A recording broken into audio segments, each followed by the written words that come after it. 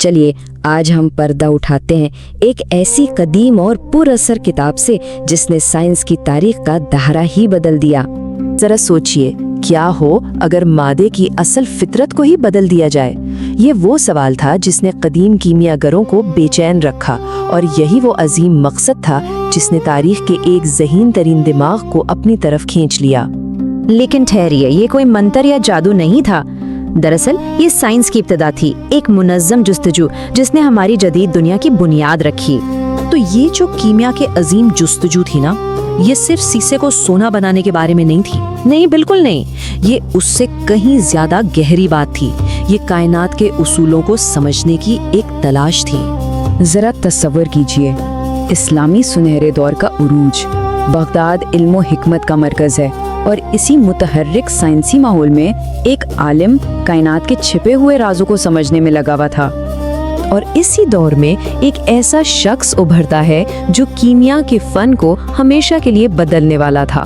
तो चलिए मिलते हैं बाबाए कीमिया से। तो आखिर ये जाबिर बिन हयान थे कौन? वो कोई आम कीमियागर नहीं थे। 8वीं सदी के एक अजीम मुफक्किर, जिन्हें तजुर्बाती साइंस के बानियों में शुमार किया जाता है। मतलब एक ऐसा इंसान जो सुनी सुनाई बातों पर नहीं बल्कि खुद तजुर्बा करने पर यकीन रखता था। और उनका सबसे बड़ा काम किताबुल कीमिया, एक ऐसी किताब जो कीमिया की तारीख का एक अहम मोड़ साबित हुई। तो आखिर इस किताब में ऐसा था क्या?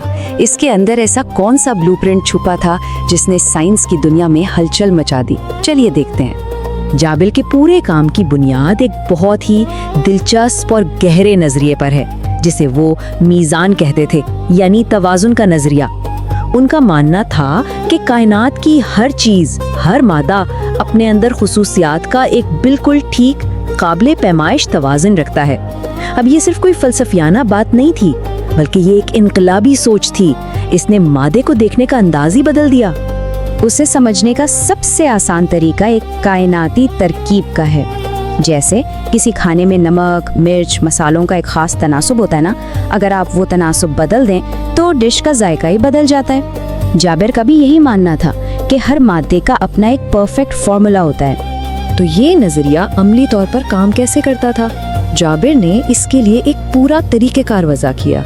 पहला कदम तज्जिया, यानी किसी भी चीज को उसकी बुनियादी खुसूसियात में तोड़ा जाए, मसलन गरम, सर्द, नम या खुश्क। दूसरा कदम मिकदार का तयन, यानी ये मालूम किया जाए कि उन खुसूसियात का असल तनासुब या बैलेंस क्या है।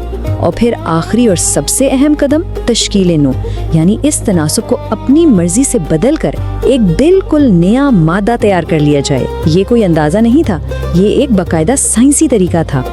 और यही वो चीज है जो किताबुल अलकमिया को अपने वक्त से बहुत आगे की चीज बनाती है।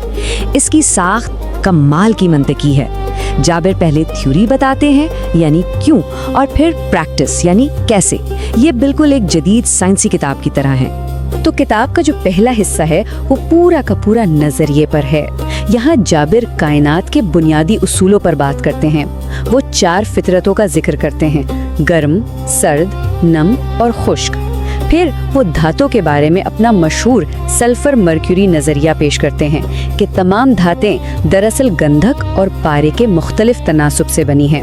यही नहीं, वो मादे की ज़ाहिरी और बातिनी या पोशीदा फितरत के फ़र्क को भी वाज़े करते हैं और बताते हैं कि इन सब के पीछे आदात का एक गहरा ताल्लुक है। और फिर आता है किताब का दूसरा, यानी अमली हिस्सा। ये हिस्सा तो समझें एक लेबोरेटरी की हैंडबुक है।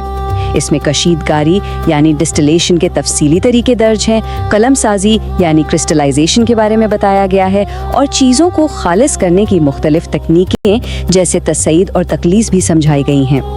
लेकिन इस हिस्से की सबसे बड़ी, सबसे इनकलाबी बात क्या थी? तारीख में पहली बार तेज़ाब बनाने के तरीके। ये कीमिया की दुनिया में एक बहुत बड़ा कदम था।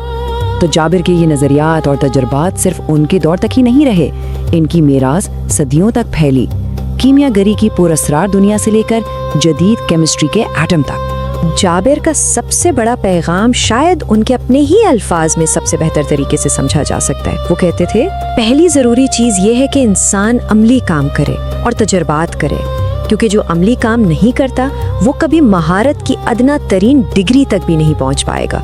क्या ज़बरदस्त बात है। यानी इल्म सिर्फ किताबों में नहीं लैब में हाथों से काम करने में है। और इस एक ख्याल का असर देखें, 8वीं सदी में जाबिर की लैब में मुनज़्ज़म तजर्बात का जो सिलसिला शुरू हुआ वो रुका नहीं। 13वीं सदी में जब उनके काम का यूरोप में तर्जुमा हुआ तो वहाँ कीमियागरी को एक नई सिमत मिली। फिर 17वीं सदी में साइंसी इंकलाब आया और बॉयल और लवाइजियर जैसे साइंसदानों ने उन्हीं उसूलों पर मजीद काम किया, और ये सिलसिला चलता रहा 19वीं सदी तक, जब डाल्टन ने एटमी नज़रिए की बुनियाद रखी। ये सब एक दूसरे से जुड़ा हुआ है। तो हासिल कलाम ये है कि जाबिर का असल कारनामा किसी धात को सोना बनाना नहीं था, बल्कि उनका असल कारनामा था तजुर्बात और मुनज़्ज़म दर्जा बंदी पर जोर देना। इसी एक चीज़ ने एक पुरस्कार फन को एक इब्तदाई साइंस की शक्ल दे दी।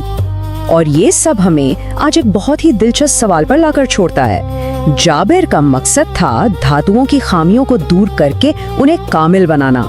जरा सोचिए, आज की साइंस किन खामियों को कामिल बनाने की कोशिश कर रही है, जीन एडिटिंग से लेकर आर्टिफिशियल इंटेलिजेंस तक। क्या ये भी इसी बुनियादी इंसानी जुस्तजू का तसलसल नहीं है, यानी खुद को और कायनात को बेहतर बनाने की कोशिश? ये एक ऐसी प्यास है जो शायद कभी खत्म नहीं होगी। Don't forget to like and subscribe.